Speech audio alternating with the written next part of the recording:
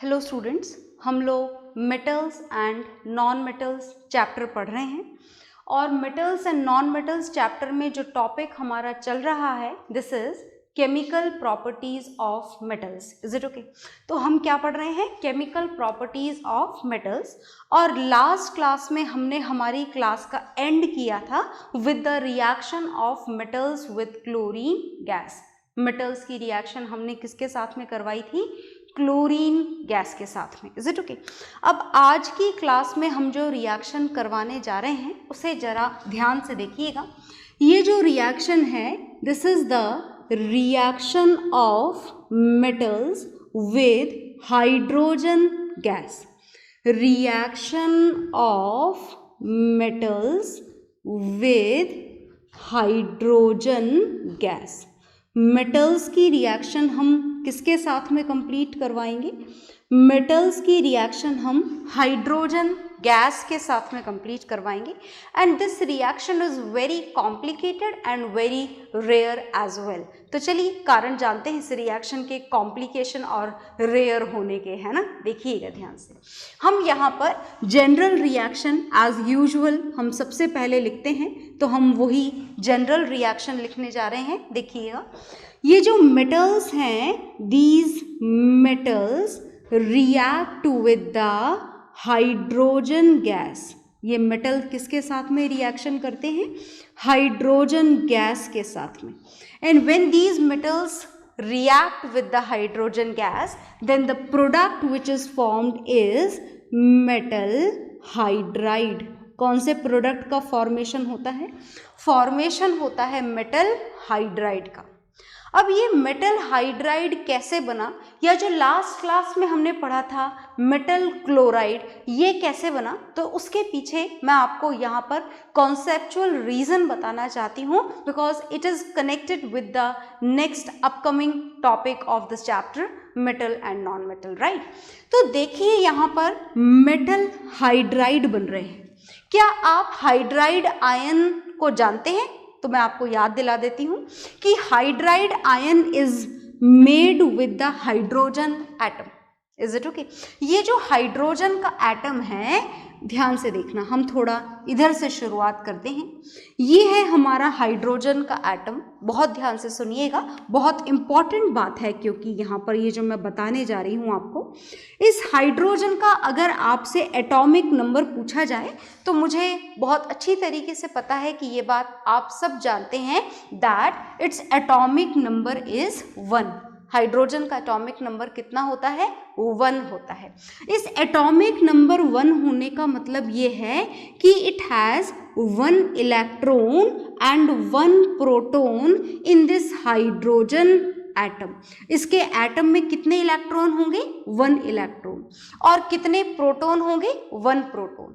और मुझे लगता है, मुझे याद है कि आप ये बात नहीं भूले होंगे कि हाइड्रोजन के एटम में न्यूट्रॉन नाम का फंडामेंटल पार्टिकल प्रेजेंट नहीं होता है। It does not have any neutron at all. कोई न्यूट्रॉन इसके अंदर नहीं होता है।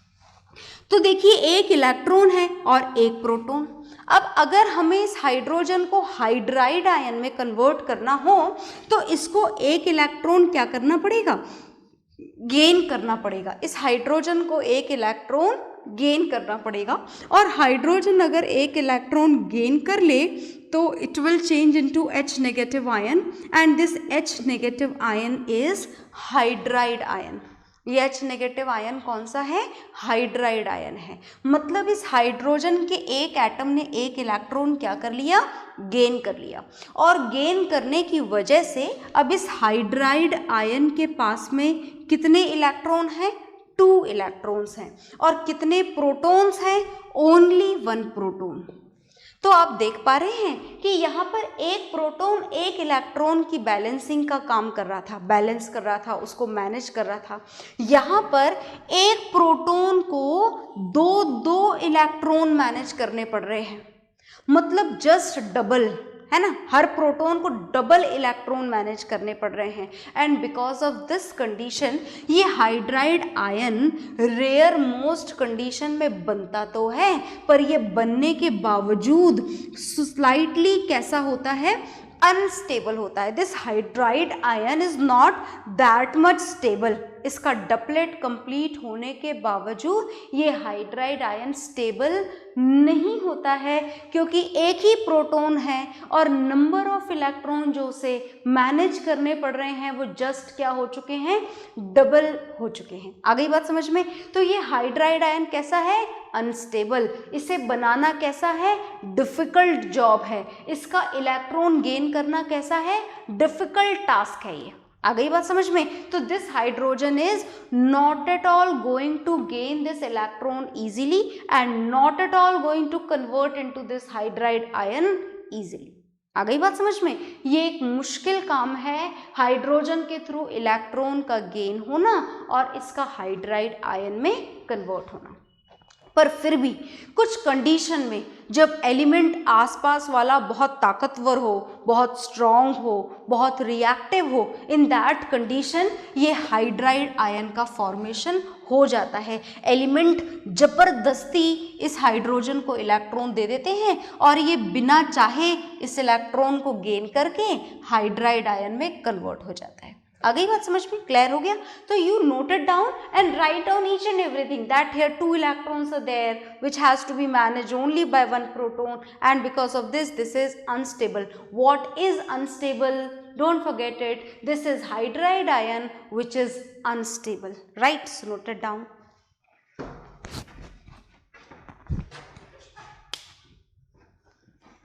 हाँ जी, तो आपने ये नोट डाउन कर लिया होगा। तो मैंने जैसा कि आपको बताया कि ये हाइड्राइड आयन क्या है जी, मुश्किल काम है इस हाइड्राइड आयन का फॉर्मेशन, इस हाइड्राइड आयन का बन पाना, हाइड्रोजन का इलेक्ट्रॉन गेन करना, हाइड्राइड आयन का फॉर्मेशन होना। This is all a very difficult job but only some strong metals can do this. तो स्ट्रॉन्ग मेटल्स में कौन आते हैं, हाई रिएक्टिव मेटल्स। तो only high reactive metal can perform this reaction. तो हम किसकी रिएक्शन लिखने वाले हैं, हम हाई रिएक्टिव मेटल की रिएक्शन लिखने वाले हैं। तो हाई रिएक्टिव मेटल की लिस्ट में हमारे हिसाब से कौन होना चाहिए, हमारे हिसाब से होना चाहिए सोडियम, फिर magnesium can do this, calcium can do this, potassium can do this. तो ये जो टॉप मोस्ट रिएक्टिव एलिमेंट जो हैं ये हाइड्रोजन से रिएक्शन करेंगे और मेटल हाइड्राइड का फॉर्मेशन करेंगे।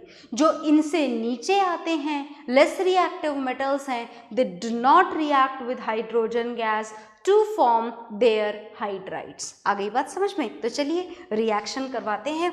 देखिएगा बड़े ध्यान से कि आखिर ये रिएक्शन हुई कैसे। तो बहुत ध्यान से सुनना। ये है जी सोडियम। Is it okay? कैसा है? बहुत हाई रिएक्टिव। कितना high reactive?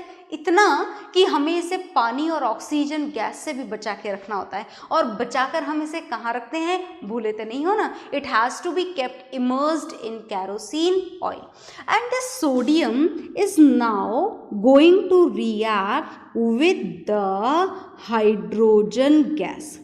Is it okay? किसके साथ में रिएक्शन करने वाला है ये, हाइड्रोजन गैस के साथ में। तो किसका फॉर्मेशन होगा, तो फॉर्मेशन होगा सोडियम हाइड्राइड का। सोडियम की वैलेंसी क्या है, 1+। हाइड्रोजन की वैलेंसी, वैसे तो हाइड्रोजन नहीं बोलते अपन, हाइड्राइड बोलते हैं, है ना, क्योंकि हाइड्रोजन आयन सुन के तो हमें वैलेंसी 1+ याद आ जाती है। 1+ यहाँ याद नहीं रखनी है। हाइड्राइड की वैलेंसी कितनी होती है, 1-। तो आपको यहाँ पर मिल गया ये metal hydride and this is sodium hydride. क्या लिखेंगे आप, सोडियम हाइड्राइड। मतलब बात ये हुई कि सोडियम ने हाइड्रोजन को जबरदस्ती अपना इलेक्ट्रॉन दे दिया और बेचारे हाइड्रोजन को जबरदस्ती उस इलेक्ट्रॉन को गेन करना पड़ा। क्यों करना पड़ा, because sodium is more reactive, very high reactive. तो ये थोड़ा डोमिनेटिंग हो जाता है, थोड़ा स्ट्रांग हो जाता है, हाइड्रोजन के साथ जबरदस्ती करता है कि नहीं भाई इलेक्ट्रॉन तो लेना ही पड़ेगा। Is it okay? तो चलिए आगे देखिए। इसी तरीके से कैल्शियम है, कैल्शियम भी हाइड्रोजन गैस से रिएक्शन करेगा। Calcium is also a type of reactive metal, so it can also force this hydrogen to gain electron. To form this metal hydride, calcium hydride. ठीक है, तो चलिए कैल्शियम हाइड्राइड का formation हम कर लेते हैं। ये कैल्शियम है, ये हाइड्रोजन है, इसकी वैलेंसी 2+, इसकी वैलेंसी 1-, ये 2 इधर आ जाएगा, 1 यहाँ पर लिखने की ज़रूरत होती नहीं है, तो ये फॉर्मेशन हो जाएगा कैल्शियम हाइड्राइड का। आई बात समझ में? तो यहाँ पर भी कैल्शियम ने क्या किया, फोर्स किया। किसको फोर्स किया? हाइड्रोजन को। किस में कन्वर्ट होने के लिए? कैल्शियम हाइड्राइड में कन्वर्ट होने के लिए। Is it okay? तो only these high reactive metal can do this. The less reactive metal do not react with this hydrogen gas to form metal hydride. इस बात को आपको याद रखना है, तो आप इसे नोट डाउन कर लीजिए। ओके,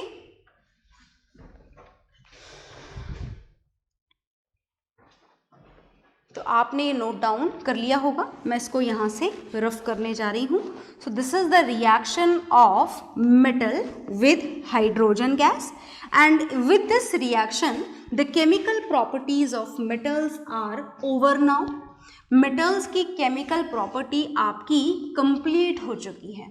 अब जो हमें थोड़ा पढ़ना है, बहुत ज़्यादा तो नहीं, हमें बहुत ही थोड़ा सा पढ़ना है नॉन मेटल्स के बारे में। तो अब हम नॉन मेटल्स की रिएक्शन पढ़ने जा रहे हैं, नॉन मेटल्स की केमिकल प्रॉपर्टी पढ़ने जा रहे हैं। वो बहुत सारी नहीं है, मेटल्स के जितनी नहीं है, बस एक इम्पॉर्टेंट, सिर्फ एक इम्पॉर्टेंट केमिकल प्रॉपर्टी मैं आपको बताने जा रही हूँ नॉन मेटल की, एंड दिस इज रिएक्शन। देखिएगा ध्यान से, this is the reaction of non metals with oxygen gas. ये बहुत इंपॉर्टेंट केमिकल प्रॉपर्टी है। Some questions are there even in your NCERT book which are related with this reaction. तो बहुत ध्यान से देखेंगे आप। इस केमिकल प्रॉपर्टी को हम कंप्लीट करने जा रहे हैं। नॉन मेटल की रिएक्शन आप ऑक्सीजन गैस के साथ में करवाने जा रहे हैं। ये रिएक्शन आपने मेटल्स के लिए भी करवाई थी, reaction of metals with oxygen gas. फिलहाल जो रिएक्शन हम करवाने जा रहे हैं, general reaction, this is the reaction of non metals with oxygen gas. तो आपके सामने जनरल रिएक्शन लिखने वाली हूं मैं। When metals react with the oxygen gas, then what would be formed? देखिएगा ध्यान से। तो फॉर्मेशन होता है नॉन मेटेलिक ऑक्साइड्स का। When metal reacts with the oxygen, then metallic oxides are formed. Is it okay? याद है ना? Metallic oxides which are either basic or amphoteric in nature. भूलिएगा मत. That is very important. Is it okay? Similarly, when non-metals are going to react with the oxygen gas, in that condition, non-metallic oxides will be formed. Is it okay? तो चलिए, अगर आप ये जानना चाहते हैं कि नॉन मेटेलिक ऑक्साइड्स भी बेसिक ऑक्साइड्स होते हैं क्या, then the answer is no.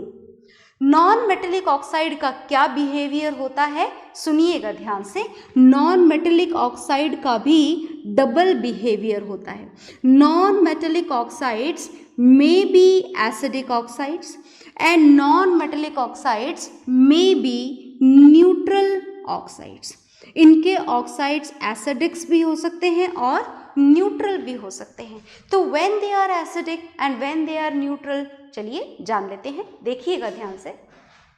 तो नॉन मेटल के एग्जाम्पल्स तो याद है ना आप लोगों को। नॉन मेटल के एग्जाम्पल मैं यहाँ लिखती हूँ, देखिएगा। नॉन मेटल के एग्जाम्पल हैं carbon, phosphorus, sulphur, hydrogen. They all are the examples of non-metal. Many more, 22 non-metals are there. मैंने आपके सामने 4 ही लिखे हैं, 4 से ही हम शुरुआत करेंगे इस पर्टिकुलर केमिकल प्रॉपर्टी की। तो चलिए देखते हैं। शुरुआत हम करते हैं कार्बन के साथ में। When this carbon is going to combine with the oxygen gas and sufficient oxygen is supplied to this carbon, खूब सारी ऑक्सीजन जितनी इसको बर्न होने के लिए चाहिए थी, अगर आप इसको sufficient ऑक्सीजन सप्लाई कर दें कार्बन को, in that condition this will change into CO2. What is this CO2? CO2 is carbon dioxide. Dioxide. क्या है ये? Carbon dioxide. तो carbon will combine with this oxygen to form carbon dioxide. Non-metal combines with the oxygen to form non-metallic oxide. That means carbon dioxide is a type of non-metallic oxide. Is it okay? आई बात समझ में? अब ध्यान से देखिएगा, हमें ये जानना है कि नॉन मेटेलिक ऑक्साइड एसिडिक भी हो सकते हैं और न्यूट्रल भी हो सकते हैं. तो कैसे पता लगे कि ये कार्बन डाइऑक्साइड एसिडिक है या न्यूट्रल? इस बात को पता लगाने के लिए हमें इस कार्बन डाइऑक्साइड गैस को, which is a non metallic oxide, हमें इसे डिसॉल्व करना होगा. किस में डिसॉल्व करना होगा? पानी में डिसॉल्व करना होगा. और जब आप इस कार्बन डाइऑक्साइड को वाटर में डिसॉल्व करेंगे तो क्या आप जानते हैं क्या बनेगा? मुझे लगता है आप सब जानते हैं, क्योंकि इस बात को हम पहले भी पढ़ चुके हैं. दोबारा मैं आपको बता देती हूँ. ये कार्बन डाइऑक्साइड गैस है और ये पानी में डिसॉल्व होने जा रही है, मतलब बनने जा रही है हमारी कोल्ड ड्रिंक्स. कोल्ड ड्रिंक्स पीते हैं ना आप लोग? Thums Up, Pepsi, Fanta, Sprite. अगर पीते हैं तो बहुत बढ़िया बात नहीं है, और नहीं पीते हैं तो बहुत ही बढ़िया बात है. तो देखिएगा ध्यान से, ये जो कार्बन डाइऑक्साइड गैस है, when it is dissolved in water, then the product which is formed is, बहुत ध्यान से देखना, H2CO3. And this H2CO3 is known as carbonic acid present in our cold drinks. Is it okay? आई बात समझ में? तो कार्बन डाइऑक्साइड को पानी में डिसॉल्व करा तो क्या बना? Carbonic acid. और कार्बोनिक एसिड बन गया, इसका मतलब हमें ये समझ में आ जाना चाहिए कि ये जो कार्बन डाइऑक्साइड है, non metallic oxide, this is an example of acidic oxide. कैसा ऑक्साइड है ये एसिडिक ऑक्साइड है. तो फिर आखिर ये न्यूट्रल ऑक्साइड्स कौन से होते हैं वो मैं आपको बताऊंगी. पहले आप इसे नोट डाउन कर लीजिए.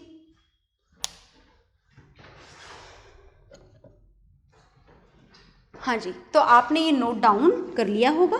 और नोट डाउन करने के बाद में अब बहुत ध्यान से सुनना, ये बड़े काम की बात है. क्योंकि देखिए, अभी अभी आपने देखा कि कार्बन को आपने ऑक्सीजन दिया तो क्या बना था? Carbon dioxide. और ये बात को बताते वक्त मैंने आपको बार बार बोला था कि सफिशिएंट ऑक्सीजन देनी है, जितनी कार्बन को रिक्वायर्ड है उतनी देनी है.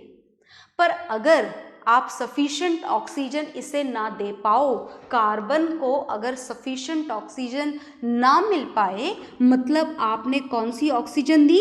कौन सी का मतलब oxygen is same, but amount which is available, if it is insufficient oxygen अगर आपने सप्लाई करी है कार्बन को, insufficient oxygen, in that condition this carbon will change into CO. Carbon dioxide नहीं बनेगा.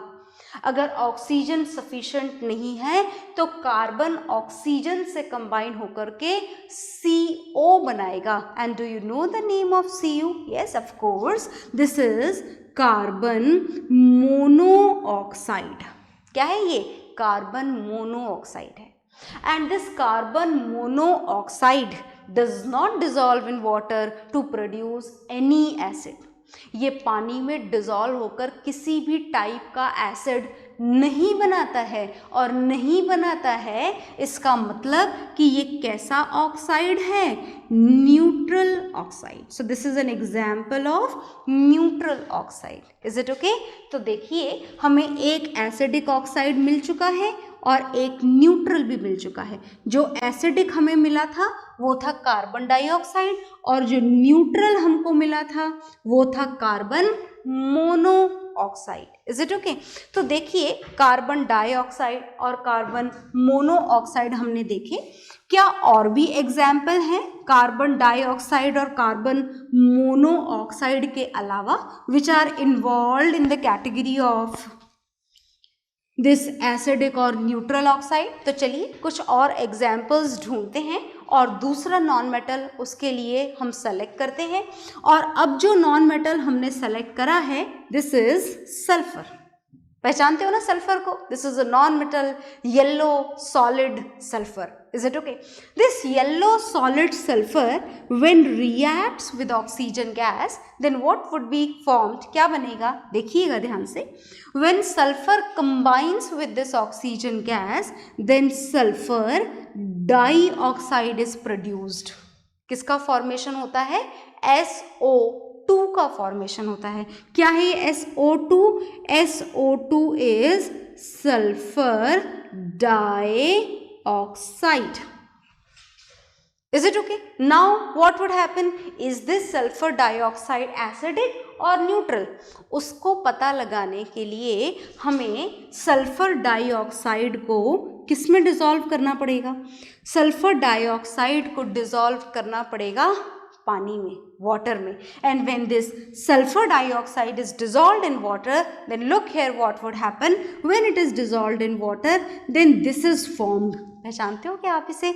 This is H2SO3 and this H2SO3 is sulphurous acid. नाम याद रखिएगा आप इसका. ये कौन सा एसिड है? ये है sulphurous acid. Is it okay? आई बात समझ में? तो हमें पता लगा कि कार्बन डाइऑक्साइड के साथ साथ जो SO2 है, सल्फर डाइऑक्साइड है, ये भी कैसा ऑक्साइड है? Sulphur dioxide, acidic oxide. Is it okay? तो आप इसे नोट डाउन कर लीजिए. फिर हम थोड़े और ढूंढेंगे नॉन मेटेलिक ऑक्साइड और पता लगाएंगे कि आर दे एसिडिक और न्यूट्रल. ओके?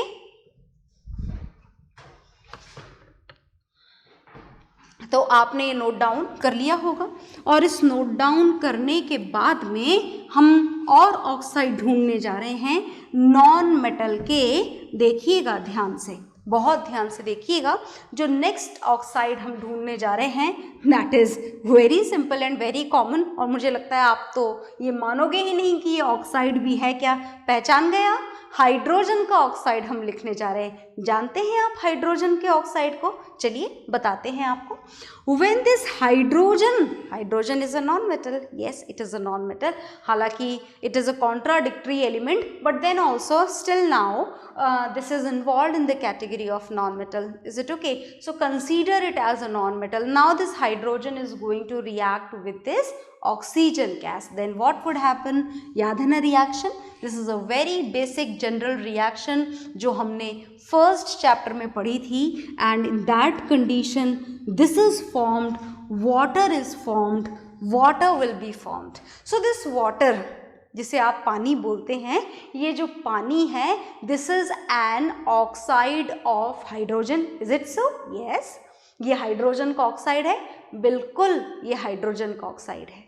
तो अब आप मुझे बताइए कि क्या ये पानी जो है, इस पानी को तो आप पानी में डिसॉल्व कर भी दोगे तो पानी ही मिलना है आपको, है ना? बिल्कुल सही बात है. तो आपके हिसाब से ये पानी एसिडिक होता है क्या? बिल्कुल भी नहीं. मतलब ये कैसा एग्जाम्पल है? This is an example of neutral oxide. तो हमने वाटर को कौन सी कैटेगरी में लिखना है? हमें वाटर को लिखना है न्यूट्रल ऑक्साइड की कैटेगरी में. तो हमने ये वाटर भी पढ़ लिया that this is also type of neutral oxide. अब हमने जाना यहाँ पर कि कुछ ऑक्साइड न्यूट्रल हैं नॉन मेटल्स के, कुछ ऑक्साइड्स एसिडिक हैं. तो what would happen if they are going to react with the litmus solution? अगर लिटमस सोल्यूशन के साथ में रिएक्शन करवाई जाए इन ऑक्साइड्स की तो क्या होगा? बहुत ध्यान से सुनिएगा. Is it okay? जैसे मैंने आपको बोला कि आपके पास में ड्राई सल्फर डाइऑक्साइड गैस है. कैसी ऑक्साइड गैस है? Dry sulphur dioxide. ड्राई का मतलब no moisture is there, not even a single drop of water is there. Then what would happen? अगर आपने इस ड्राई सल्फर डाइऑक्साइड गैस को blue litmus solution पे डाला तो क्या होना चाहिए आपके हिसाब से? कुछ भी नहीं होना चाहिए. Nothing would happen. No change in colour is observed. कोई चेंज नहीं होगा कलर में. No change in colour is observed, कोई बदलाव नहीं होगा. The colour will remain same as it is blue, so it remains blue even after combining with the dry sulphur dioxide gas. क्योंकि देखिए सल्फर डाइऑक्साइड गैस एक acidic oxide है. It doesn't mean कि ये एसिड है. ये acid कब बनता है? ये एसिड तब बनता है जब आप इस सल्फर डाइऑक्साइड गैस को किस में ऐड कर देते हैं? वाटर में ऐड कर देते हैं. Is it okay? तो अब अगर आपसे क्वेश्चन बदल कर पूछा जाए और बोला जाए now you don't have dry sulphur dioxide gas, now you have moist sulphur dioxide gas. कैसी गैस है आपके पास में? अब आपके पास में है मॉइस्ट सल्फर डाइऑक्साइड गैस. और मॉइस्चर का मतलब क्या होता है? मॉइस्चर का मतलब होता है water droplets. Is it okay? So water droplets are also there now with the sulfur dioxide gas. Then what would happen? तो देखिए जैसे ही इस सल्फर डाइऑक्साइड को ये मॉइस्चर मिल जाएगा, मिलते ही ये सल्फर डाइऑक्साइड किस में चेंज हो जाएगा? Sulphurous acid. याद रखना ये H2SO3 है. H2SO3 का मतलब सल्फ्यूरस एसिड होता है. H2SO4 अगर होता तो वो होता सल्फ्यूरिक एसिड. तो फिलहाल ये कौन सा एसिड है? सल्फ्यूरस एसिड है. Is it okay? खैर एसिड कोई सा भी हो, सल्फ्यूरस हो या सल्फ्यूरिक, फिलहाल हमें जो देखना है that is the observation of change in color. So when this moist sulfur dioxide is going to react with blue litmus solution, then what would happen? ये E है. Is it okay? This is blue litmus solution. So after combining with this moist sulfur dioxide gas, this blue litmus solution will change into red litmus solution, exactly similarly as it is done in the case of acids. Is it okay? So note it down whatever is there on the board.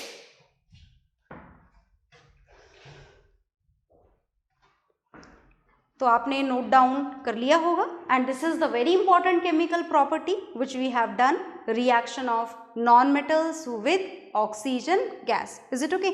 इसके बाद हम लोग पढ़ेंगे next class में. Okay, bye everyone.